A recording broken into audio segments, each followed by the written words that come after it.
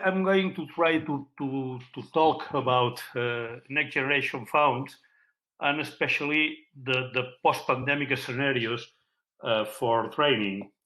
I think I'm going to do a little synthesis about the idea that I'm going to explain today.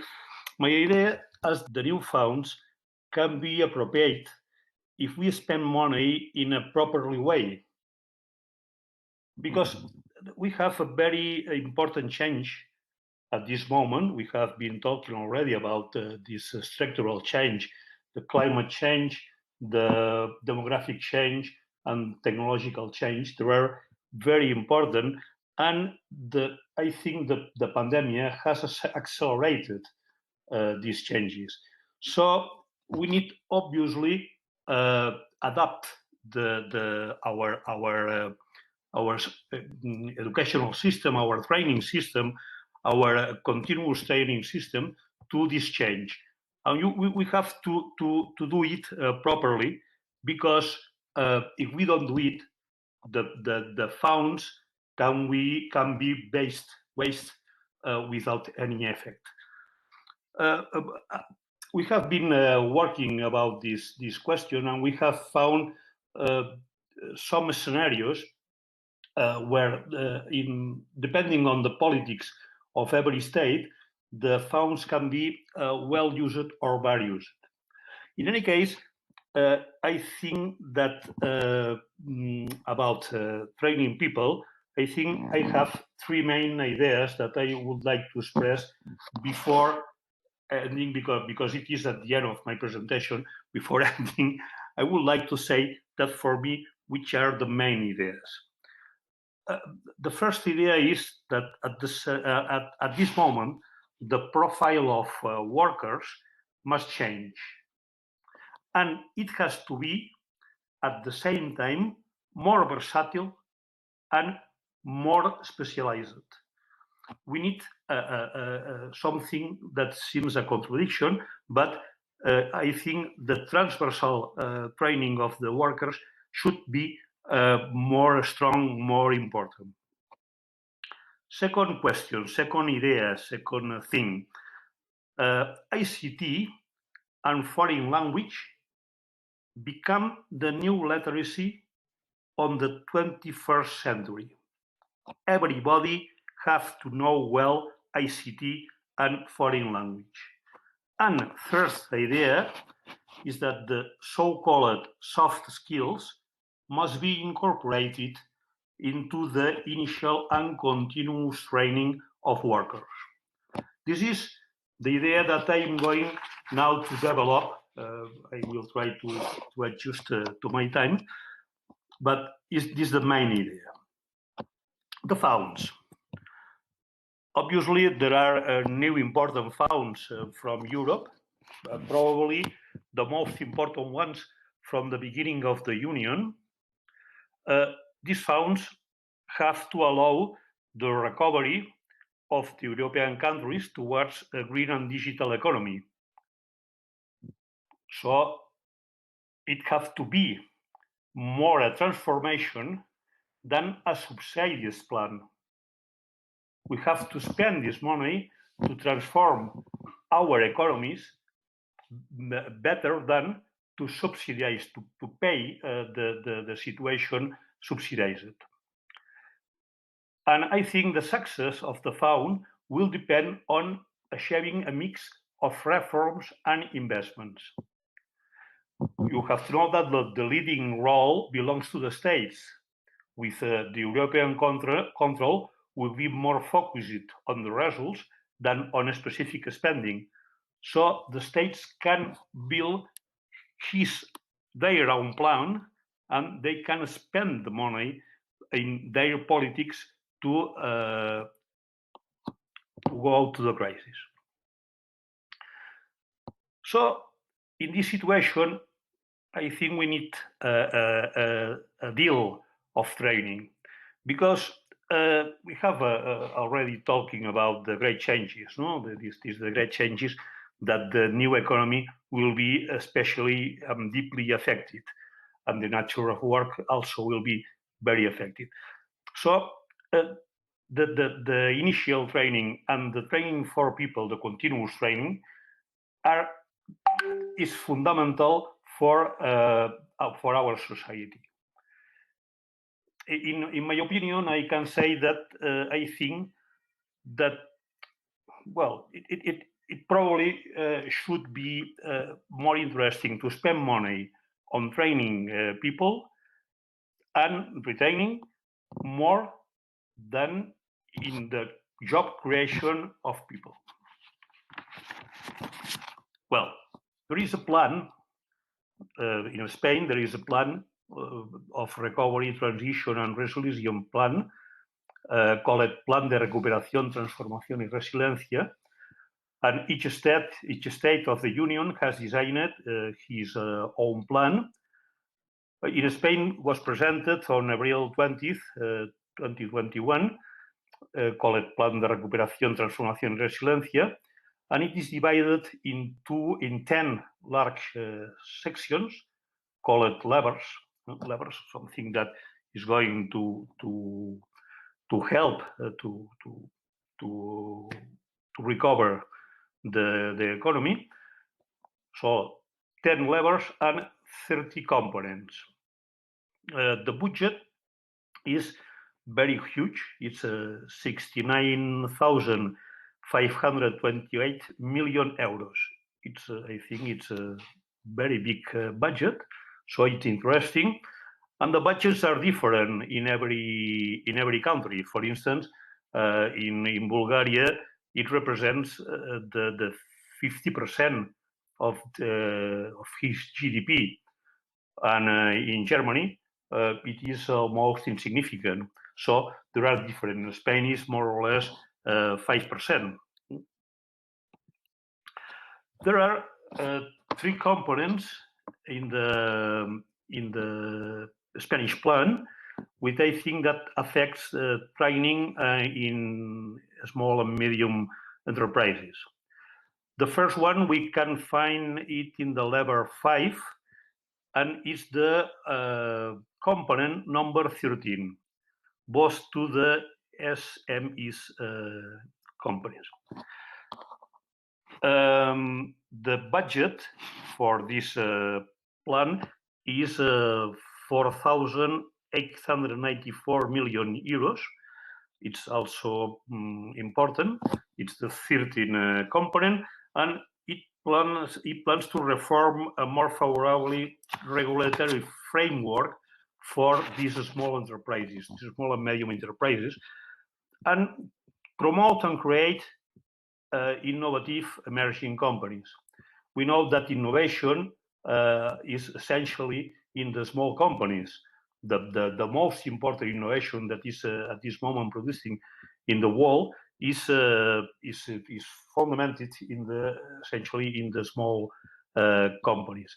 So it's important to promote this creation, and in general, it has reforms to protect and promote the small and medium companies. The second component, interesting in the training and small and medium companies, is the number 19 component. It's called National Plan for Digital Competence. It's a very ambitious plan. It tries to up the skills of all the population, the Spanish population, in digital skills.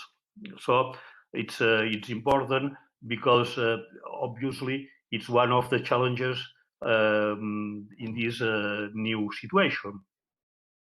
And the number 20 component is the strategic plan to promote vocational training.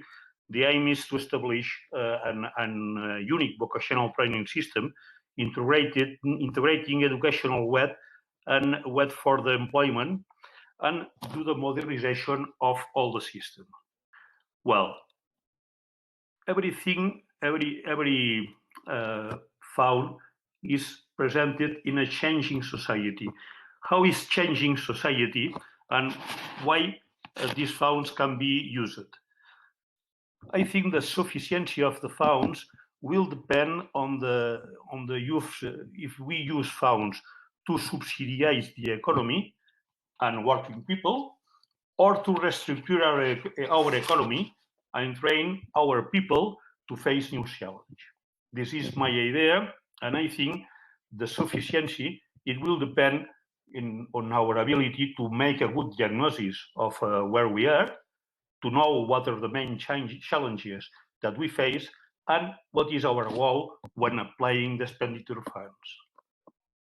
Well, where are we at this moment? We are in the confluence of three important factors. The first one is still the exit from the economic crisis of 2008. We were now recovering from this situation. The second question is the global pandemic. And this global pandemic, I think, has been a very important accelerator of the change. And obviously, the third question are the structural changes, climatic, technological, and demographic changes. So the economic crisis and the arrival of pandemic have at the same time coincided with climate, demographic, and technological change. And especially pandemic crisis has accelerated the change. In this situation, we could describe three scenarios. I will not extend in this point because we have been working a lot in this question, and I would have a lot of things to talk. But well, we have described three scenarios. Scenario number one continues. The states, the politician expect that the recovery of the activity will be exactly the same before the pandemic. So they expect that, well, it will finish the pandemic and we will continue with the same situation 2 or 3 years later. The second scenario, a scenario we have called adaptative, and it's the scenario which says that politicians in general says that the pandemic has produced changes that need to be addressed, but not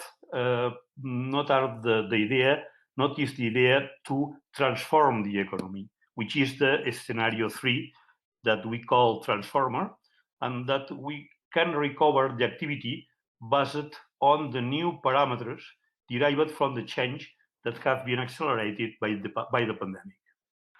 We have studied with more detail every scenarios. I will follow because the time is not enough. Well, there are also changes in training, and obviously the effects of climate change has affected the training system, and this entail new wave of producing which affect. Well, I have described a lot of situations: the purification water, solid waste management, generation of clean energy, etc., etc. So emerging green jobs require increasingly higher skills level, and people working in no green workplaces may need transitional support. I have here an example of the table. It could be some difficult to understand, but this is there are the sectors at the left. The three next points are the green economy, and the other ones are the no green economy. So we can see for the manufacturing, for instance, in the no green economy, we only need, H, M, and L means high training, medium training, or low training. So in the manufacturing sector, we have 20.5% people with low preparation, with low training. And in the green economy, we would need only 9%. So we have to change this performance, this preparation, this training for a lot of people. Also in construction, for instance, we have 25.3 with no prepared and with no training or low, and 9.7 in the green economy. So we need also retrain. I think it's important, this table, which shows that we need a lot of training to pass from the no green economy to the green economy. The demographic change is also characterized in the UA basically for two elements. Is the aging of the workforce and the massive arrival of immigration from other countries. So we need to afford these two questions, and we need to know how to prepare the training system to replace the existing workforce and train in the transversal, especially in the transversal competence, the newly arrived population. And the effects of technological change, the skills of people working, we already know that they have been very different. In this environment, the function of the workers are essentially the planning, control, verification, coordination, management, and resolution of incidents, solving problems. And these functions are important because they replace an accelerated way for the repetitive and remarkably standardized functions that are expected from workers in less technical jobs. And we think the service sector must be also restructured in a way as to provide added value in knowledge, especially by using ITCs. Well, the digitalization has caused not only the replacement of the repetitive job by machines and algorithms, but also led to change in the organization of work itself.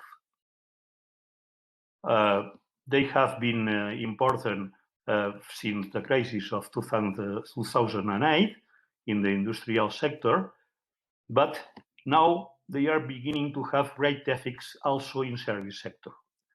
In Spain, it is important, the case of the banking. Well, this change of tools also have changed the organization of work.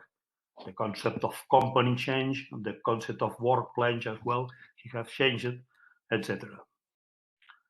So we have to do a very important reskilling effort, and the reskilling effort must be extraordinary to start walking towards the new challenge of the economy. And I think the three main questions that we think that is most important is to change the profile of the worker. It has to be at the same time versatile and specialized. And ICT and foreign language become the new literacy of the 21st century. So it's very important to prepare in ICT and foreign languages. And the last one is the so-called soft skills must be incorporated into the initial and continued training worker. As you can see, when I was talking about the effects of technological change, I said that in this environment, the functions have to be planning, control, verification, coordination, management, solving problems, etc. So all of them are called soft skills that I think is important. Well, I think I have already finished. Yes. Sorry, I have not put in the last slide saying thank you very much, but I say thank you